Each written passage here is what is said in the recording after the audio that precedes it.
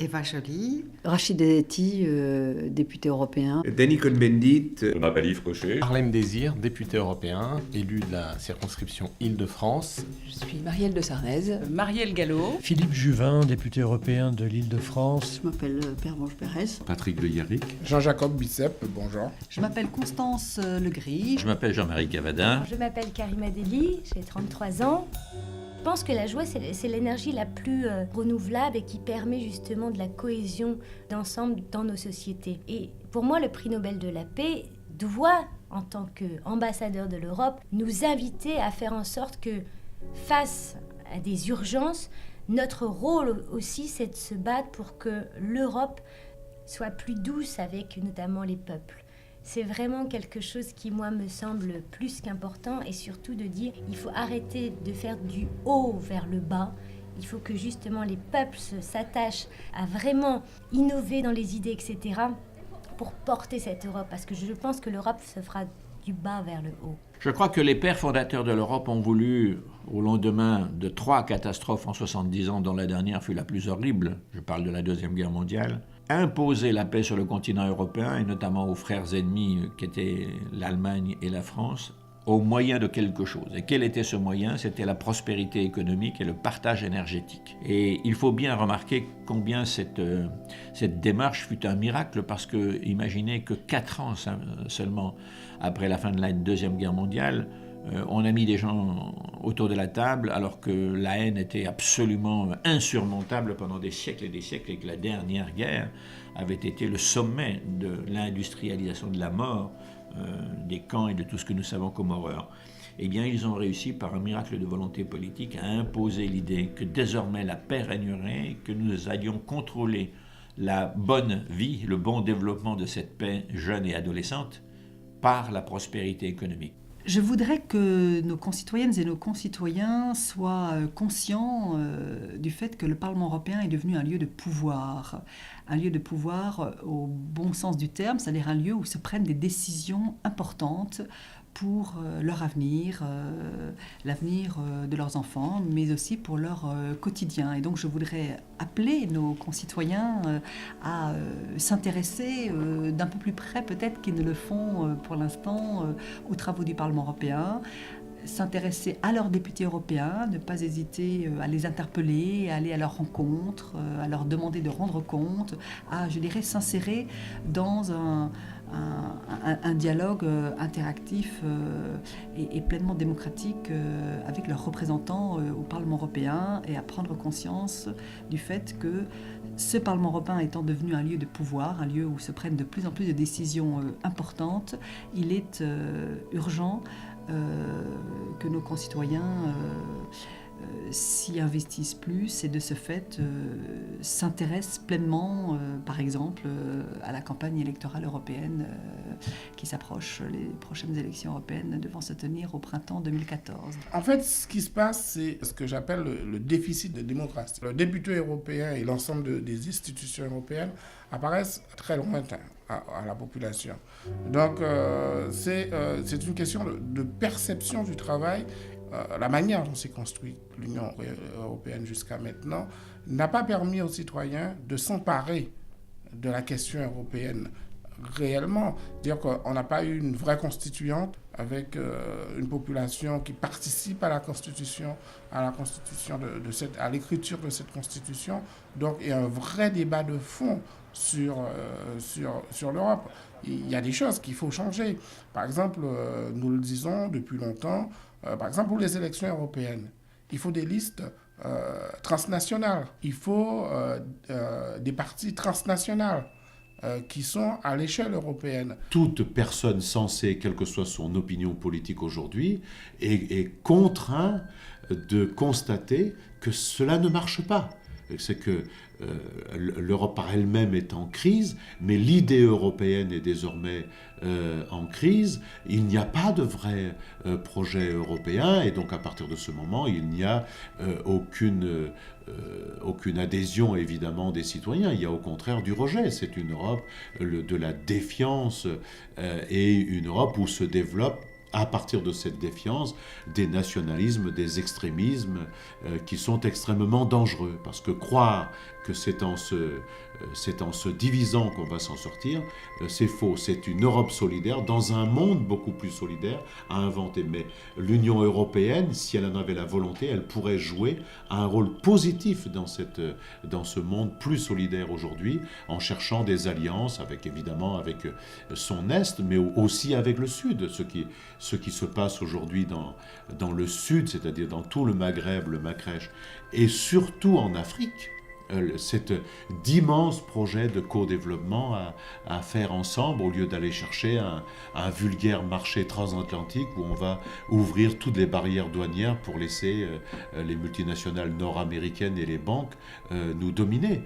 De même, il faut rechercher des coopérations autres avec des continents comme le continent latino-américain, mais sur la base de coopérations mutuellement avantageuses, des coopérations de co-développement avec la Chine, avec l'Est aussi, évidemment. Mais une Europe tournée vers le Sud serait un atout considérable pour nous aujourd'hui, ce qui ne se fait pas. Vous savez, nous avons tous nos identités. Il y a ceux du Nord, ceux du Sud, ceux de l'Est, ceux de l'Ouest, ceux qui ont des côtes maritimes, ceux qui n'en ont pas. C'est vrai que le Parlement européen est un endroit où on apprend à travailler ensemble et où on est un embryon d'espace public européen, donc on essaye de trouver le point d'équilibre. Cette division entre le Nord et le Sud, c'est vrai qu'il y a sur certains dossiers, on va la retrouver, mais derrière, il ne s'agit pas d'une différence géographique, bien évidemment, c'est parce qu'à travers cette différence Nord-Sud, on retrouve des différences de positionnement dans les conditions d'application des politiques de l'Union. En clair, aujourd'hui, on a parfois l'impression que quand on discute des sujets de la zone euro, il y aurait les pays du Nord qui seraient vertueux et les pays du Sud qui ne le seraient pas. Heureusement ou malheureusement, c'est pas du tout aussi simple que ça. L'Irlande, à ma connaissance, est un pays du Nord, et or il a été pris en défaut. Les Pays-Bas étaient soi-disant un pays exemplaire. On parlait à un moment du modèle néerlandais. On voit que c'est aussi un pays qui est aujourd'hui traversé par des très grandes fractures. L'Allemagne, qui est présentée comme étant le modèle à suivre, est un pays où, du point de vue social, il y a une dualité complète du marché du travail, avec des gens qui sont payés 3,50 € de l'heure. Donc vous voyez, les images simplistes, il faut avoir une connaissance approfondie des situations des différents États membres pour pouvoir dépasser ces clivages simplistes et trouver des passerelles pour élaborer un accord. Eh bien, curieusement, je pourrais vous dire, comme tout le monde, c'est formidable, regardez, l'Europe est belle.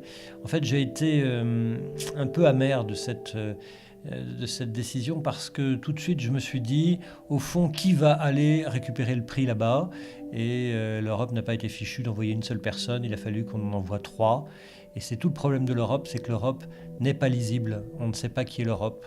Je crois que c'est Kissinger qui demandait quel est le numéro de téléphone de l'Europe quand il s'agissait de savoir quelle est la position des Européens sur tel ou tel sujet.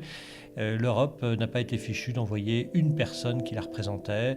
L'Europe a envoyé 3 personnes tout à fait de qualité, hein, le président de la Commission, le président du Conseil et le président du Parlement européen. Mais j'aurais préféré que l'Europe soit incarnée dans une personne. Je pense que le jour où l'Europe enverra chercher un prix, et peut-être encore une fois le prix Nobel, par une seule personne, cette personne incarnera l'Europe et les Européens comprendront ce qu'est être Européen. On a besoin d'être incarné dans des personnes et des symboles, ce qui n'est pas le cas aujourd'hui. Avant mon mandat, j'étais déjà passionnée par l'Europe.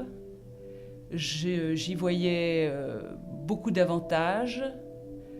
Je croyais y voir certains inconvénients et depuis que je suis élue, je me suis rendu compte que je me trompais, comme probablement beaucoup de mes concitoyens français, et que finalement l'Europe gagne à être connue car elle est beaucoup plus belle et pleine de promesses d'avenir que je ne le croyais. Et en revanche, le travail qui s'y fait est beaucoup plus difficile. Et par exemple, je considère que l'Union européenne est le seul espace pertinent dans le domaine qui m'intéresse, qui est celui du numérique, d'où les frontières sont abolies, vous le savez bien. Donc il faut que ce soit à l'échelle d'un continent si nous voulons résister à des géants comme la Chine ou les États-Unis, qui nous mangeront tout cru si nous ne sommes pas unis. À la vérité, on a besoin pas seulement de plus d'Europe, mais on a besoin de mieux d'Europe. L'Europe, elle est là comme un grand continent qui doit peser dans le monde tel qu'il est, avec les grands émergents qui nous entourent de part et d'autre. Et donc l'Europe, elle doit se consacrer aux grandes choses et le faire bien. Alors est-ce que ça passe par une harmonisation ? Oui, ça passe par une meilleure harmonisation. Ça passe par la création d'un noyau dur qui sera demain la zone euro. Quand vous avez une monnaie en commun, vous êtes obligé d'avoir une politique économique, une politique budgétaire, une politique industrielle en commun. Ça n'est pas le cas aujourd'hui et donc ça c'est l'étape à laquelle j'appelle l'Europe. C'est la constitution de ce noyau dur autour de la zone euro qui permettent au fond d'avoir une gouvernance efficace et qui permettrait demain de ne pas avoir seulement des politiques de sérieux budgétaires qui sont absolument nécessaires, mais d'avoir aussi, de se donner des perspectives d'avenir pour le continent européen. On ne peut pas imaginer, au fond, que nos propres pays, retrouvent une souveraineté en dehors de cet ensemble européen. Donc on a vitalement besoin de l'Europe.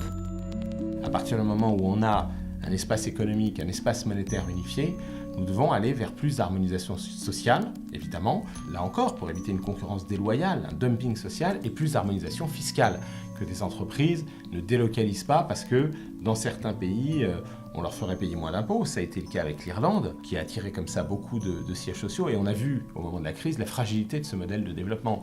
Et il y a évidemment deux approches. Il y a une approche libérale, conservatrice, qui est de dire l'Europe c'est une zone de libre-échange, et donc il faut faire jouer la concurrence entre les pays, et ça favorisera l'essor des entreprises, mais ça se fait au détriment d'abord de la société, des citoyens, des droits sociaux, et puis en fait ça se fait au détriment même de la cohérence économique, puisqu'on voit que ça a été un facteur de désordre et de crise. Et puis il y a une autre vision qui est de dire on fait une Europe pour essayer de tirer tout le monde vers le haut. Et donc on a besoin d'aider les pays qui sont en retard de développement, et c'est le rôle des fonds structurels, de la politique régionale. On l'avait fait hier avec l'Espagne, avec le Portugal, avec la Grèce, quand ils sont entrés dans l'Union. Il faut le faire avec les pays d'Europe centrale et orientale, pour qu'ils rejoignent le niveau de développement des pays plus anciennement membres de l'Union européenne. Et en contrepartie, on leur demande aussi de relever le niveau de protection des droits, le niveau social, de respecter évidemment aussi les libertés démocratiques. Je pense à ce qui se passe en ce moment en Hongrie, où le gouvernement de M. Orban remet en cause la séparation des pouvoirs, la liberté de la justice, les droits de la société civile. Et là, c'est un projet commun, en respectant l'identité de chaque peuple. En Europe, il restera toujours des Français, des Espagnols, des Allemands, des Britanniques, avec leur culture, avec leur histoire, mais en construisant un modèle commun. Et donc, nous devons, à partir de là, avoir une position, une politique qui vise à plus d'harmonisation. L'inconvénient, c'est le manque d'intégration. Ça a commencé, voilà maintenant 60 ans, l'Europe, ou presque, et on n'est toujours pas une fédération. Regardons l'Inde, qui est un pays qui est encore plus grand que l'Europe, où il y a même plus de 2 fois plus de personnes qu'en Europe, et ils nous disent, les Indiens, mais comment, vous n'êtes pas encore une fédération, là, l'Union européenne, alors que nous, depuis 1950, on a une fédération. Oui, ils sont intégrés. Et donc, je suis un fédéraliste convaincu, même si le fait d'être fédéral ne résout pas tous les problèmes sociaux, écologiques ou économiques. Mais ça peut aider, notamment du point de vue de la reconnaissance politique extérieure, parce que là vous avez un gouvernement fédéral, et d'autre part du point de vue des fonds propres, on aurait beaucoup plus de fonds propres qu'on a actuellement, et en plus il y aurait moins de bagarres internes entre certains pays de l'Union, et j'espère un peu plus d'amitié et de cohésion au sein de l'Union européenne. Donc c'est le saut qu'il faut faire maintenant. Si on ne le fait pas, je suis très pessimiste, et l'Europe risque de s'écrouler. Le prochain défi de l'Europe, c'est la convergence fiscale, c'est la convergence sociale. Le prochain défi de l'Europe, c'est justement de permettre à ce que ce qu'on appelle l'Europe sociale, mais aussi une Europe capable. Le prochain défi de l'Europe, c'est d'avoir un budget européen, justement, qui est à la hauteur des défis auxquels nous sommes confrontés. Moi, je crois qu'on peut résumer ce problème de l'Europe d'une telle manière. Telle que l'Europe, fonctionne aujourd'hui, l'Europe n'est pas à la hauteur des défis auxquels nous sommes confrontés, financiers, économiques, écologiques, démocratiques. Mais sans l'Europe, on n'arrivera pas à répondre à ces défis. L'Europe n'a jamais été aussi présente dans les politiques nationales de tous les États membres. Et on n'a jamais eu autant d'eurosceptiques. Et on n'a jamais eu autant de montée des populismes. Alors que je considère que l'Europe est un rempart à la montée des populismes. C'est aussi la meilleure solution à la crise. Encore faut-il que les parlementaires, mais aussi la Commission, soient plus engagés auprès des citoyens pour faire de la pédagogie. Et puis aussi d'être plus en initiative.